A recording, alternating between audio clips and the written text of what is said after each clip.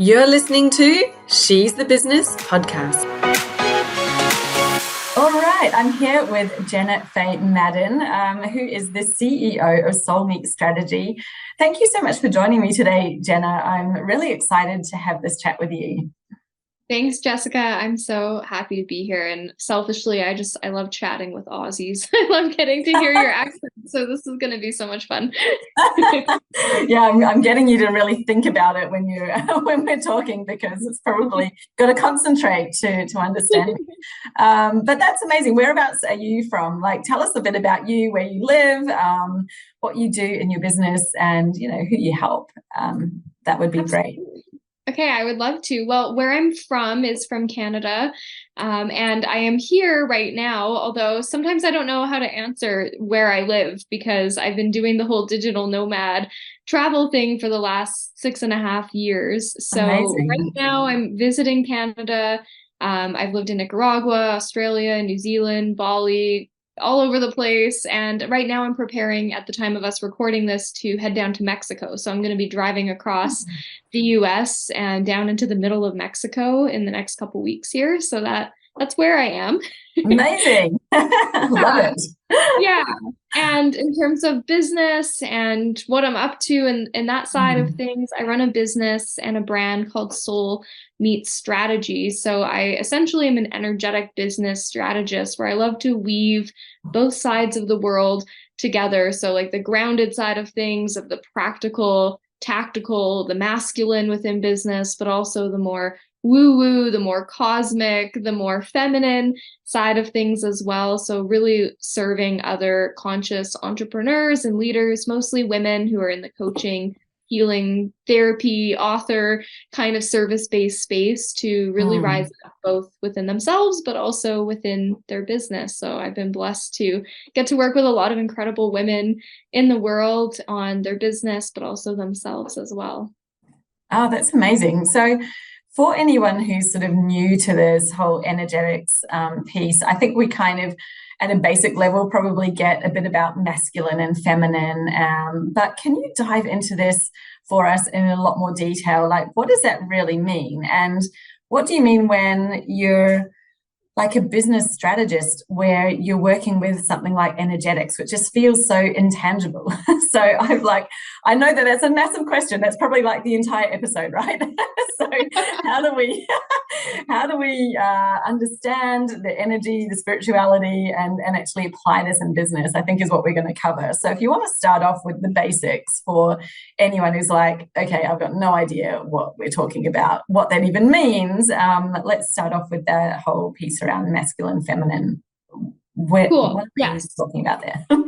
I think this is totally great, especially because, I mean, even for those who this is something that they're used to and living and breathing themselves, I'm a huge advocate that the more we go back to basics, the better. The more we just go into the foundations of things, the more we hear new things in different ways. So, if you're listening to this, whether you're new or seasoned to the woo, I'll just do a quick high level overview of at least my perception, which, yeah, as an energetic business strategist, on the practical level, I mean, this is kind of the masculine. This is where I see me, and just within the industry, I'm sitting down with clients. We're looking at their launch strategy. We're looking at their offers. We're looking at their structure. We're looking at like, how are you actually growing the business, and like what actions need to happen? What gaps are here for us to fill in for you to actually have a business that feels simple, but is also effective for growing to multi-six, seven figures in the business.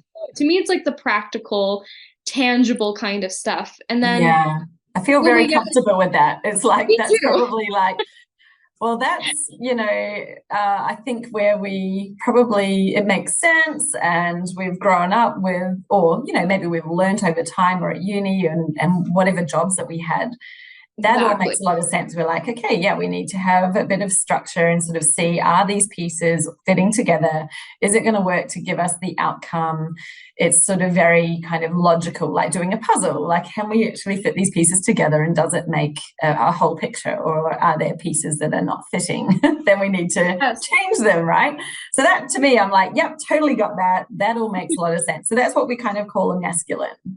Yes, I would say, and I mean, there's such a spectrum to Mm-hmm. that. I mean, to me, masculine also can have the qualities of like the presence that we bring forth. You know, how much are we actually like trusting ourselves? How are we showing up in our leadership? Like, there's a lot of like really, I feel like powerful masculine energy traits that we can bring in. And then there's Mm-hmm. obviously like the not so healthy. I feel like the masculine is often, especially as women, where we like burn out and there's that hustle culture. There's the Yes. kind of bro marketing stuff and we're like, ick, that doesn't feel good. So I feel like some of us No. that I've been there, I like really severely burnt out a number of years ago in my business because I kind of took what I knew from corporate and then just kind of tried to translate it into the coaching industry and realized some of it translated, but a lot of it, I was like, wait, isn't this why I left my job in the first place? Why more Yeah.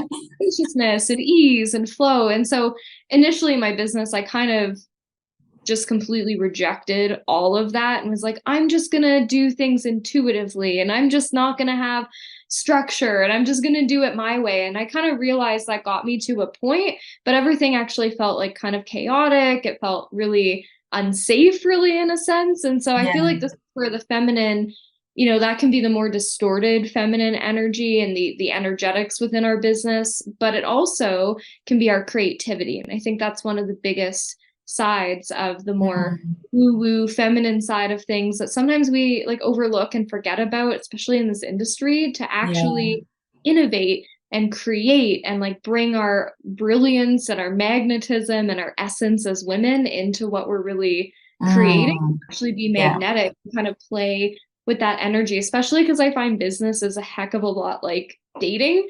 So, I mean, if we're like emotionally unavailable men, I'm like, well, that doesn't really make our clients want to work with us. But also, if we're like really clingy and needy, I'm like, that doesn't work either. So, I feel like Yeah. that's the The merging of the two. desperation. Yeah, You're totally. like, eek. Exactly. Totally.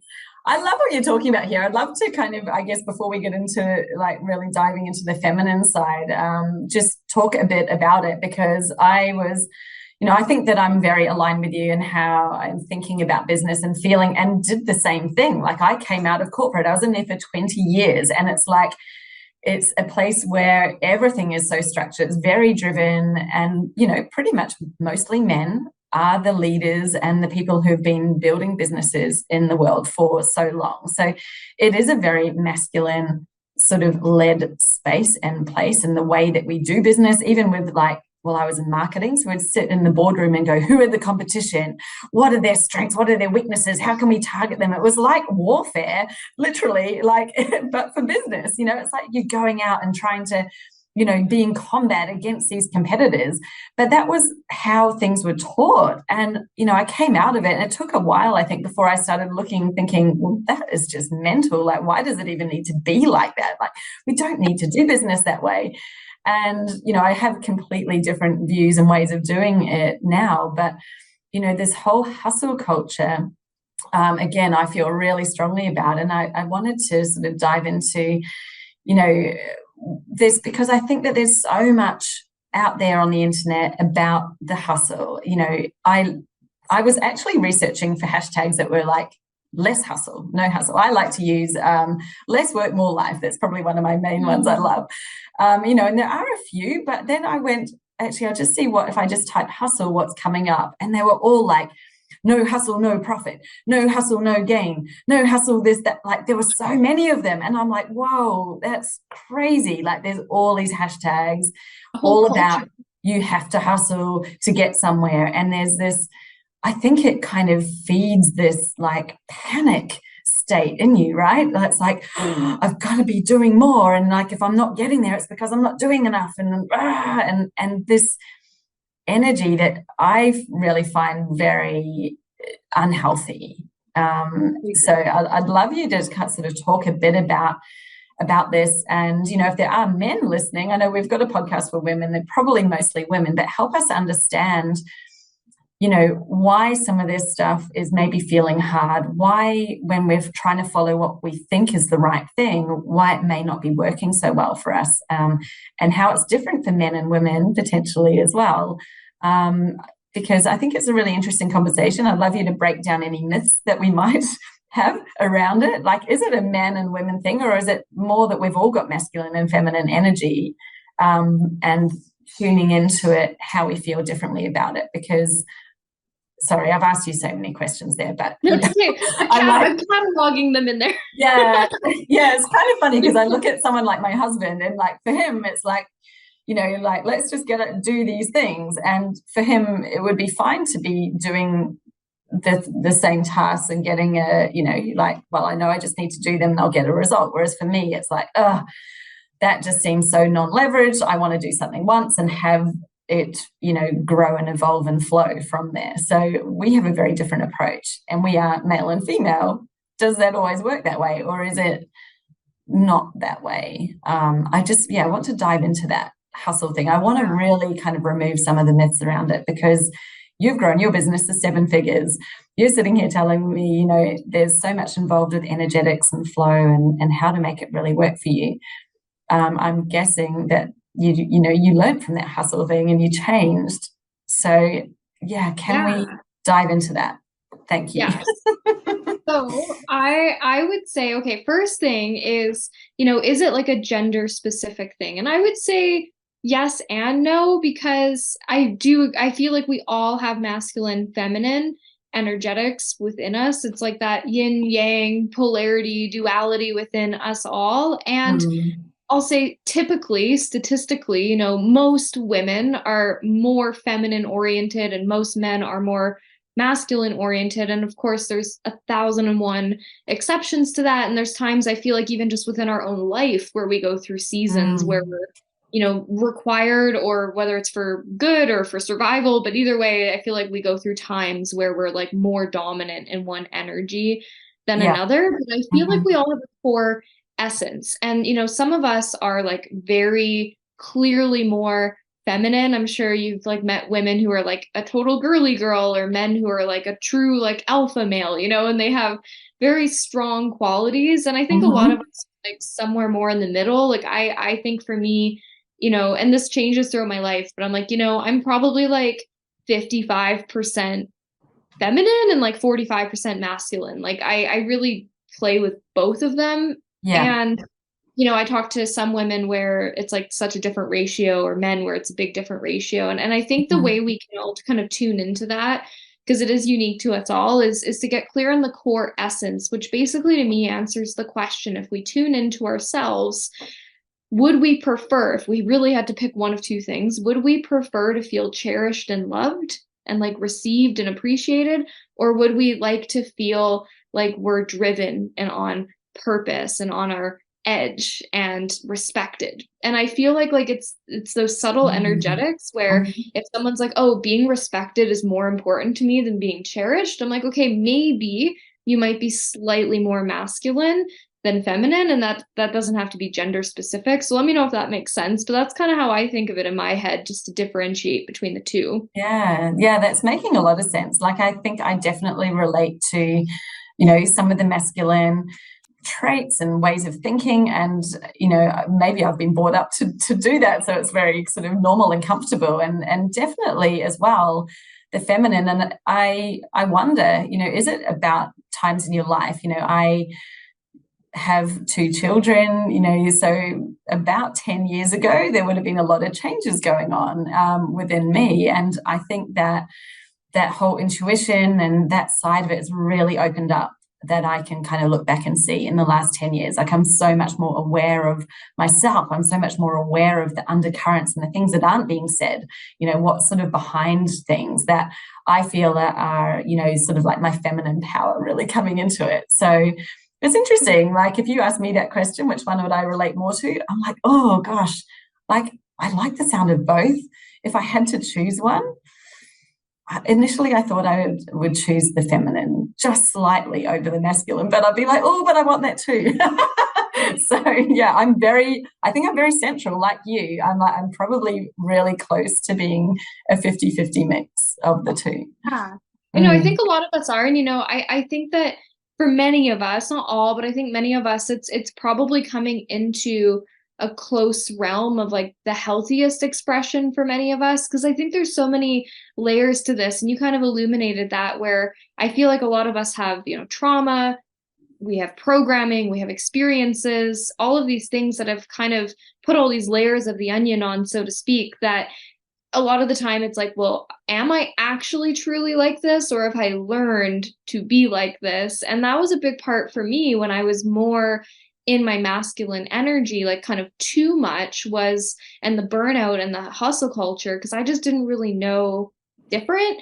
And Mm, it was, taught throughout the school system, then it was taught in university, then it was taught in corporate, that even exactly. when I branched into entrepreneurship, it was still, Mhm. this was 10 years ago, it was like boss babe, hustle cultures. And I was like, okay, great. And so I just went with that eventually I hit this point where I thought, this doesn't feel very good. Like it doesn't feel very sustainable. I'm actually kind of exhausted and not really that fulfilled. And that's something else I've noticed with feminine masculine energy is feminine energy. I feel like we're more maybe slightly oriented to like experiences Mhm. versus masculine is a little bit more oriented to kind of like purpose, where we get, I like both, but I do find when I think about, running my programs or traveling Mm. with clients, it's like community and connections and experiences Yes. versus I find for the masculine, it's kind of more of like stretching themselves and like being on their edge. Like if my husband and Yeah. I go an adventure, I'm like, ooh, I want to see this and experience that, then maybe relax here. And he's like, I'm gonna hike these 3 mountains in one day. And Yeah, I'm like, I was okay, going to say, it's like the result, isn't it? Like they're like yeah, really driven by a result and get such a buzz from it, and we're kind of really get a buzz from having an experience or an engagement. Like I was just thinking as you was talking, getting on a coaching call with my group, you know, I'm like, I get off it and I'm just like on such a high, I'm grinning, I've had such a buzz because that sort of interaction and sort of seeing people and how they've had a moment where they're like, oh, I'm just feeling so good and so clear. And it's like, yay, that feeling, that is fulfillment. That is actually more than, going, wow, making sales or whatever is going on. I'm like, I love that people are coming in, but I actually like the real emotion is there when, we're experiencing it together as opposed to making the sale. And I think that, I'm assuming the masculine, more driven people would be like, bang, the sale, like I'm seeing this coming into the bank and it's like a number thing and it's much more tangible. So yeah, I really relate to that. That's really, yeah. And mm, then, and you brought up before, you mentioned something about kind of men and women. And there was something you said that it made me think as well about just that we do have different operating systems. But, like in the feminine, we have these like energy waves. And I talk to clients a lot and they're like, mm, oh, like 1 or 2 weeks out of the month, I'm so creative and I'm like doing things. And then I feel so terrible because then I have a week where I don't really want to do anything. And like, what's wrong with me? Am I just self-sabotaging? And I'm like, well, maybe. And we really do have a lot of different energy throughout the month. And mm. so for me, like learning to really pay attention and play with that to the point where I kind of plan my content around that, my launches around that, my client calls around that to some level, because we're not the same every day as women versus men operate on a biological 24-hour clock. So it's like each day is kind of a fresh slate for them on a biological level as well, which I think kind of feeds into that like results oriented versus experience oriented Yes. operating system, if that makes sense. Mm, that just makes so much sense. So tell me a bit more, like, is there anything more that you wanted to share about the feminine? Because we talked about the masculine, we've talked about the hustle culture. And, I think that for me, yeah, I'm just thinking, have we really dived into why it can feel harder for women, like this hustle hard? I think you've just explained that pretty well. It's because we're not built to have exactly the same energy every day like men do. But I think that as well, the fulfillment thing, that's something that really I was like, yes, exactly, fulfillment. I actually use that, when I'm talking about my programs. I'm like, it's like that's a ripple effect, right? Of getting your marketing, getting your business strategy that's actually working for you, working with the right clients. It's like, it's not just about the money in the bank or that sort of impact. It's actually about your personal fulfillment. It's also so much about the life and the experience that you're having today while you're running your business. So it feels so relatable, I think, in that way as to why it is so important to be thinking not just like, well, just tell me what to do and I'll go and do it. It's like, yeah, but what's going to be the right way that works for you? So I think we're now moving into more of like that sort of feminine driven strategy. So do you want to dive into a bit of what does that actually mean, like the feminine side? I would love to, because I do feel like it's such an important piece of success for us as women. And to me, some of the keywords that come up is creativity, expression, and also intuition. Because what I see happen, and you probably do as well in this industry, is a lot of women. I know I was in this myself where it was just like, just tell me what to do, what strategy to do this, to do that. And it was a lot of that masculine energy. And I feel like it was really a side effect of not truly trusting myself. And I see this happen a lot in business for women as well, where they're not really saying what they want to say. And then they get kind of bored or things feel really overwhelming. And to actually have that simplicity, I feel like can actually come from partly the masculine structure of having some things set in place, but it's also the feminine of establishing some level of like a rhythm for ourselves as well, where we're not rebelling from masculine energy, but we're actually creating space to be creative, and it's not about crossing things off our to-do list per se. It's more of, hey, I've got 2 hours blocked off because I'm going to create content, but actually having some flexibility within that of what that feels like, or to actual take time to like integrate and process and feel things and just not be too much just on electronics, just doing, like in the business. To me, the feminine is often like for the business in a sense where we're like visioning, we're planning, which again, a lot of this can intersect with the masculine, but it's this more intuitive led, expressed creative kind of process, say coming up with a new offer. That could be a masculine approach, but it could also be really feminine, where we get this idea and we're like, oh, this would be so great, and maybe it sparks because we have a call with a client and we're like, oh my God, that would be an amazing experience, and we're just like really in our heart and creating and it feels fun. It's not like we're sitting down with a spreadsheet being like, okay, well, my coach said I should probably do this thing. And now we're doing it and it feels kind of contracting. Like the feminine to me is this like really open energy. And I also think it's kind of what I would call our capacity as well in terms of, I'll put it in, whether we're talking money, of like receiving money or even clients, because I feel like a lot of us have these underlying fears of like, what if I burn out? What if they abandon me? What if it's too much? What if I can't handle it? What if, people expect more of me because of X, Y, and Z? And so I feel like our feminine mastery and leadership is actually being able to like guide ourselves through that so we feel safe to double the amount of clients or money or whatever it is that we want to work with. And that doesn't always come from like a masculine intellectual logic based kind of thing. It's more of a feeling based process, I find, just as much.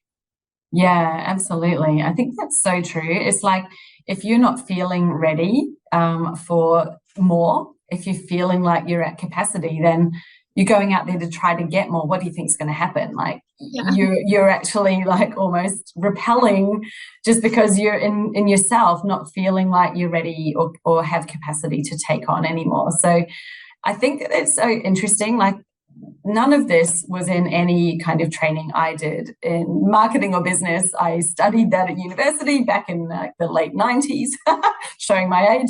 And it's so interesting because I just see it as being there's so much in this. And what's really hard, I think, for a lot of us who haven't, we're still new into kind of hearing about it, is like it's so intangible.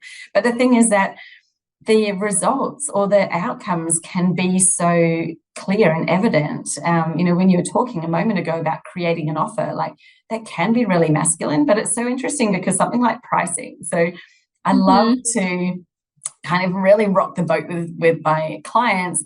We're talking about pricing and they'll often be like, right, well, I'm going out to research what everyone else is doing, and they've got a spreadsheet and they've figured out how much they think their time is worth and they're calculating it. They are spending hours and hours and hours trying to come up with what they think is the right price based on data, based on all of this external stimulus, right? And I sit there and say to them, okay, that's great. Like, put that aside for a minute and just tell me what you feel is a really great price that you would be excited about, really comfortable with, like absolutely confident to sell it for that amount. And maybe, you know, a little bit excited because it might feel a little bit of a stretch, but what would that be? Just forget about all the research. Just tell me. And it's so interesting because they'll know a number. It'll be there. Like, it's like, hey, it's this number. And then they'll start being like, oh, but I don't know, like, because of all these other external things. And I have found with the women that I've coached for sure, you know, and even with some of the men as well, like actually just using that would be the feminine intuition, right? So, you know, just getting them to kind of think of what is the right price for them. It then is like, wow, this just flows and it works and it's so amazingly easy. And they haven't had to spend all these hours like trying to figure it out with a spreadsheet. I'm like, beautiful. How much easier is that? Like, let's do more of this. Makes me think of like when someone say writing a post, like a marketing post, most people are quite masculine or feminine. Like it's one or the other, I find. And either people are really in their head and they're like, okay, you know, I'm going to write it like this person, or here's this formula and I got to say this, this, and this for a good post. Or people are just using it like a journal entry where they just aren't even really making it businessy at all. Like they're just like blah, blah, blah, blah, blah. And it's just this like thought stream and they post it. And this is where I'm like, well, let's play with the energies here because it should and it could be really channeled, as I like to say, where it's just this creative idea, you know, where we trust like the right person is going to hear the right message and we're sharing it at the right time. So we're not overthinking it. And it's like, then we just bring in a little masculine, you know, too, and be like, okay, is this actually speaking to the right person? Oh, should I maybe add in like a call to action on this before I hit post? And I'm like, you know, I just love when we can play with these things so it doesn't feel like rigid and robotic, especially in this day and age where I'm like, those are not the content pieces that really grasp people's attention anyways, because they like want to feel our humanity and our intimacy and our journey and our story, but also, you know, we can still be strategic with what we're doing as well.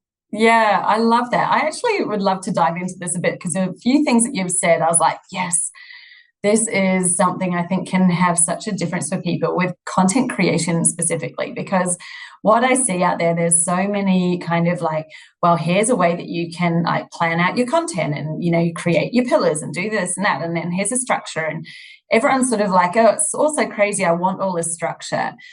But then they're still finding it hard, right? And so, you know, one of the things is like looking, well, what if, like you were mentioning, you could kind of create more in flow? Like, so, you know, using some structure to help you not feel like it's just completely, I mean, that can be harder than anything else because you might be like, if there's nothing there, like, what am I even going to talk about or post about? And it's all over the place and you might not be very consistent.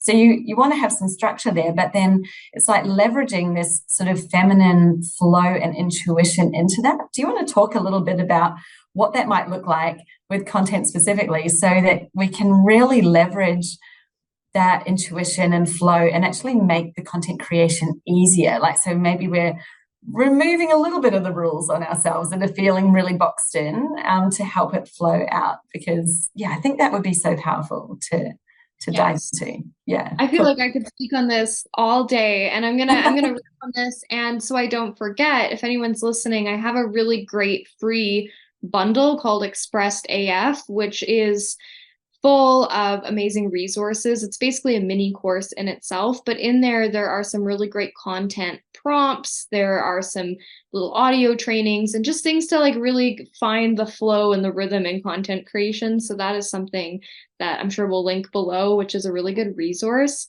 for everyone. But my take on this is I love the word guidelines. This is kind of how I think of it because sometimes we're like so rigid, you know, we've got these like little content plans and stuff. And I don't know about you, but I find for me, like they're great in theory, but they get kind of boring or overwhelming at some point, and it doesn't feel creative at a certain point. So what I found works best for me, but also I've seen this for a lot of my clients, you know, of all walks of life and different styles of creating, is what I call guidelines. And these can shift, they can evolve, but instead of having like rigid rules that are maybe unsustainable of like, I'm going to post every day and I'm going to do this and I'm going to do that. I feel like if we kind of meet ourselves where we're at with our current capacity of what is something we can commit to, that also gives us a lot of flexibility. So commitments might be like, well, I'm committed in my guidelines, like it's a guideline, I'm going to send at least one email per week and I'm going to post at least 3 times per week. But we're not making it super over planned with exactly what the post is going to be and all of that. So I find having kind of a guideline is good. And then also having, especially for anyone who, like for me, I don't really think of this at this point. It just naturally kind of happens. But anyone who's like a little newer in business and they're second guessing, like, what should I post about? And, is it relevant? I find it works to pick your kind of 5 themes, like 3 to 5 themes when you think about what do you actually do with your real life clients, and then turn those into themes. For me, it would be masculine, feminine, and like the energetics. It would be masterful facilitation. It would be marketing. It would be sales. And, it's like all of the content I make at this point is somehow relating to these various things. So I feel like if we all have general clarity, what are these themes? We have some guidelines.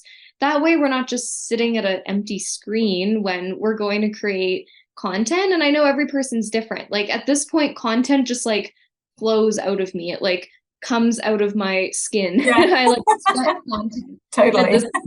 I like used to not know what to say, and it just came with practice. And now I'm like, all the time I have to kind of control myself. I'm like, oh, I have an idea. Like I have to write it down because there's so many ideas. But I think it all has also come from experience too. The more we work with our clients, the more, we're just living our values, the more we get exposure to different things. Like I would say 9 times out of 10, my content is pretty much speaking. And this is a mindset kind of belief thing that I think will help everyone is like, what if you just wrote your content as if you're writing it for your existing amazing clients? Like pick your favorite clients and ask yourself, if I post this, would my current clients be like, wow, this is amazing, I love this? Or would they be like, this is a disconnect, because my clients love my free content. Even if I talk about the same stuff in our things together, they're like, oh my God, I love how you said it that way. Oh, I needed that reminder. And I'm like, well, if I just pretend I'm like sitting down for a coffee with my favorite soul clients where, we trust ourselves on our sessions to just what we're meant to say. I'm like, well, what if we just treat content the same, and each piece of content is just this like little special sacred message to our clients, and we're still, we're being strategic, like we realize like it's not just for our clients, so we should still have invitations for not clients to become it's like that creative essence, I guess, is where I'm going with that. I love that, because there's kind of 3 things in that. First of all, you are on theme, because if you're talking to your existing clients, you're talking to them about what you actually do, right? So it's really easy to stay on theme and not to be suddenly off on like, oh, I read something on the feed the other day, which I thought was really cool. Maybe I should write something about that. It's like, well, you can do that, but you're just really confusing your message and what you're all about if you're just all over the place and just sort of being fed by whatever you're reading and consuming. So if you're talking to your clients, kind of makes you really relevant and on theme, which is great, and removes the judgment fear, right? Which is, you're like, well, I'm sitting here with a coffee talking to my existing clients, and that's sort of the zone that you're putting yourself in. I was like, that's beautiful, because you're not worried about what they're going to think. These people have signed up and paid you for what you're doing. And, think about the difference that you have when you're in that capacity versus, when you're sitting there thinking, oh, I've got to write something for the world out there, for the audience. And, you kind of subconsciously, I think there's so much more that comes into it with like, well, what I better say it the right way, or the fear of judgment, or what if they don't like that or don't agree. And when you're talking to clients, that would be just gone. Like you would be so much more confident in what you're saying and presenting. So I love it, I think. And the other thing actually that came up for me was, like when you're doing that, you're probably really speaking from the heart. You're not overthinking it. And, that's something that I've noticed, because I used to be more of like the overthinking type. Well, let's just say I always still overthink, but I've got really good at noticing it and, and managing it. And when it's coming from the heart, when you're actually just saying something that you really mean, like, it can just flow so much easier. And it also comes through in your content, right? You can kind of feel it when someone's speaking with that sort of energy. And that's probably, for me, what I've noticed a huge difference in, where you're trying to put too much structure in, and you've got like, well, I'm going to write on this topic, and you're sitting there with a blank page thinking like, well, okay, what am I going to say? And it's not coming. It's like, it's because that's not really where you are right now. Like, your attention, your energy, your flow is in a different place, and you're trying to force it because that's what you wrote down on your plan. I love that you're like, guidelines, like, yeah, guidelines. I'm going to talk on these things. And if whatever is a present to you right now is what you want to talk about, write about that, do that, because that's what's going to have the most impact. So I just love that. What an amazing thing to just, so simple. Think about, you're talking to your existing clients and, giving them what they want. I think it's so much more powerful and more stimulating and exciting than, if we have those ideal client worksheet kind of things, and you're like, okay, I'm speaking to women who are 40 plus who have a business. All right, what am I going to say? I'm looking at my sales page, trying to get some ideas here. Like, it doesn't hit quite in the same way for us. Or I feel like the receiver on the other end is when we're having fun in the process. And I think that's kind of like the full circle thing that I've experienced is, I didn't leave the corporate world to just feel like I'm a slave and employee that feels kind of like I'm living on autopilot at this like life of mediocrity with like an income ceiling. I'm like, I broke free to like do something totally different. So I'm like, wait, why am I doing that within my business? And that was a really big kind of clue for me, where I'm like, wait, I'm more burnt out and bored and kind of frustrated than I was when I was working for someone else. I'm like, something probably needs to change. Yeah. Oh, that's amazing. I totally just think that there's so much freedom, and like you say, it makes things so much easier. I think when we can step away from the kind of the firm lines and structures there, have it there so that you've got that confidence, and you don't have to be thinking too hard. But I guess what was coming through underneath when you were speaking was like, you said it's about trusting yourself. It's like, yeah, it's actually, yeah, you've already got it there inside you. And it's like trusting yourself to actually be, well, whatever I'm thinking right now is the right thing for me to say. And I'm going to trust myself to say it. And that's okay. I just think like it feels almost too easy and too simple, right? But yeah, imagine if we could all do that and what a difference it could make. Yeah. Because I have people and they're like, how do you post sometimes 3 times in a day? And I will also be transparent and honest. Like, a lot of, like, half of my content I repurpose for sure. So, there's that side of things, but also I just don't overthink it. So if I have like a little thought bomb that pops in, or something I shared with clients and they're like, oh, that was gold, I'm like, great. Pop. Like, I don't even think about it. So it's easy to put up a lot of content. And so I do feel like we're in this weird era where it's not like we need to just endlessly pump out content, but I also do feel like the more we put up, the better and the more visible we're going to get. So it's kind of a win-win. If we're feeling good and we're empowered and it's easier, like we're going to just naturally put up more content, which is also, I think, a lot better than forcing ourselves to be like, I must post every day or else. I'm like, well, that's like a total fallacy anyways. We can have really abundantly successful businesses and not post every day.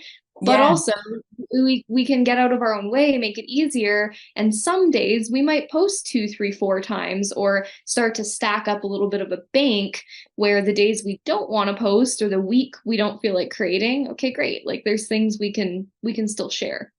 Yeah, that's so true. And, like, that's just completely without that fear of judgment. Like, well, I'm just going to post that or share that because it's there, and you're not kind of second guessing it. You're not overthinking it. You're just trusting in yourself. Well, hey, they love that. That means it'll be a really cool thing to share for other people as well.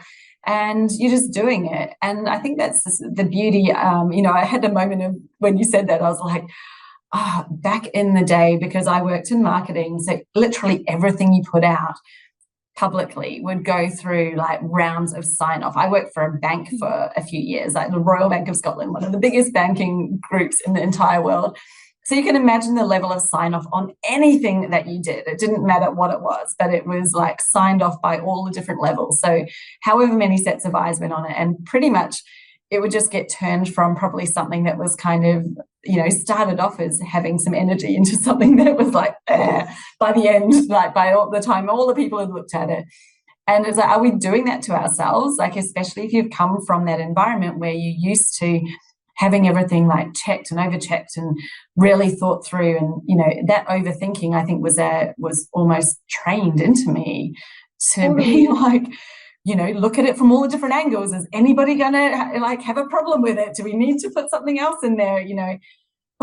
And we don't need to do that anymore. It's like, it's so liberating to be in this space. I love that like, how easy is that to think, well, I shared something with a client, they loved it, bang, there we go, I'll just pop that out. Like, you can do that without even, without overthinking it, without needing a perfect graphic or anything. Like, take a photo of yourself if you want. It takes 2 seconds on your phone, right? Like, how many ways could we make this easier? I can really see the power in that. Yeah. So good. Yeah, it's like, it's our inner authority, because we have all, I think, on some level been really conditioned to get that external approval, whether from our parents or from work.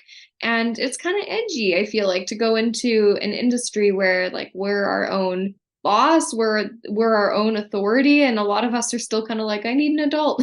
Like looking around, even though we don't want that, but it's like we're so used to that. And I always say, when we hit resistance, we do more of what we know. And so if we're kind of bumping up against our comfort, we're getting more visible, or we're doing more intuitive content, we're kind of breaking free and doing our own thing. It's very normal and natural, I find, that then we actually kind of sometimes recoil a little bit. And I find in this industry, a lot of us, especially as women, we get into Canva, we get into our website, we get into like trying to make everything pretty and perfect, which things pretty, I don't think they're ever perfect. But I also think that sometimes we have to just like check ourselves and be like, am I having fun in Canva making things because it feels fun? Because sometimes I'm like, that is me. And then sometimes I'm like, oh man, what am I avoiding? Totally. Yeah, that's so funny. It's like, that's kind of like my little guilty. I'll put my hand up and say, I will waste time in Canva doing graphic stuff because I like to do it. It's definitely not my zone of genius. I'm okay. Like, I can make some stuff that looks all right, and I'm definitely not way down the scale. But it's like, that's one of my little sneaky things where, as the CEO, put my CEO hat on. Well, what things should I be spending my time on? Probably not in Canva. Like, I probably need to be like, push that across, delegate it to the person who actually has the design skills. They'll get it done in a quarter of the amount of time that I will, because I'll fluff around and I'm not as good and adept at them as them. And yeah, just get that off the plate. But yes, it's so funny, isn't it? The things that we gravitate to, the little guilty pleasures and fiddling around on the website and making things look nice. Yeah, it's those instincts, but it's just good to be aware of them, I think. So there's been so much that we've touched on today. I feel like we've gone way down a really deep well of like energetic spirituality in terms of masculine, feminine in business. There's so much more we could cover, but I'm conscious of not, making people's brains explode with the amount of information that we're like talking about, and just the amount of awareness that you could have, I think, by some of the things that you've mentioned today. But I wanted to go, I don't want to leave anything on the table that you haven't mentioned today that you really we're like, this would be just so good to include in this episode. So I'll just open that up. Jenna, what's there? What's come up for you? What are you present to that you'd love to share with the audience as to kind of help, I guess, tie it all together? Yeah, I feel like there's two closing thoughts that kind of weave into what we've talked about. One of them, I think, honestly, it probably sparks one because it's a story and something I draw upon myself regularly, but also because it happened in Australia. So I feel like it intersects. But I was at this leadership event. This was a while ago in Australia. This was in 2018 or 2019. And there were so many things that went on at this leadership event, like more than I can elaborate at the end of this session together of recording this, because it was it was a 5-day event. So a lot have happened. But one of the things that happened at this event was we had to raise money for a charity in 36 hours. And there was about 100 of us at this leadership event. And like that was the assignment that we had to figure out. We had to pick a GoFundMe, we had to pick, our own thing, set it up, and like create the money. And we were supposed to create, I think it was 30,000 in 36 hours. Wow. And it wasn't like, okay, now go. During this experience, we were literally getting like annihilated in terms of ripped apart. There was all this different leadership exercise going on, like to the point where one of the things was everybody had to get naked in front of each other and share their deepest guilts and shames. And then the next minute, I'm on the street corner in Brisbane rapping, "I like big butts." Then the next minute, I'm having to ask somebody if they'll buy me a coffee and get rejected. Like there was so many things going on. Like I was a hot mess, and it was challenging in the best, weirdest ways. So while that's happening, we basically had from like 10 p.m. when the event ended till like 7 a.m. the next day, and then a bit of time the next day. Like there was very small window in there to do this fundraising, plus for everyone to get on the same page. And long story short, somehow we created $56,000 in 36 hours as a group. And what that showed me, the whole purpose of why I share that, minus the Australia connection, is that we can make magic in the mess. Like I was a hot mess during that week, and I was like, wow, but we actually created so much. And it kind of overlaps into what my motto is, that it's like I have it on my cards, I have it on my wall, I have it everywhere, and I say it regularly, which is to hold the vision, not the circumstances. Like entrepreneurship is not easy, even if we get sold this illusion. It's not. It takes grit, it takes resilience, it takes innovation, and there's always going to be reasons that pop up of why we should burn it all down, or why it isn't going to work, or why we should just follow this person and do it this way. But this kind of comes back to me to like the inner authority, but also our feminine of connecting to the vision, and our masculine though to like hold the vision and not get caught up into the circumstances, where it's really easy, especially in this day and age, to just like spiral. And I think we can remember, like, we can have things going on in our life, in the economy, in our business, and we can still create a lot through the process. So that's what pops up for me as kind of a final thought. Yeah, that is amazing. Thank you so much for sharing that. I think that's so powerful. The circumstances, I think, when you said that, I was like, boom, that is 100% what happens 99% of the time when anybody's sort of feeling like they're on the plateau, not getting anywhere. They're probably just really focused on the circumstances and not holding to the vision. It's a journey. It's one of those things that, like being in business, I think there's this big expectation. So many people come into it thinking, oh, well, look at that person, like they went from 0 to $1 million in whatever it was, 6 months, and this person, this and that. And it's like, you're getting part of the story. You're never getting the whole story. Like that might have been their third business. It might have taken 10 years in the planning, whatever. Like, it's not that they're saying something that's not true, but they are only telling you a little bit of it because that's the wow factor bit, right?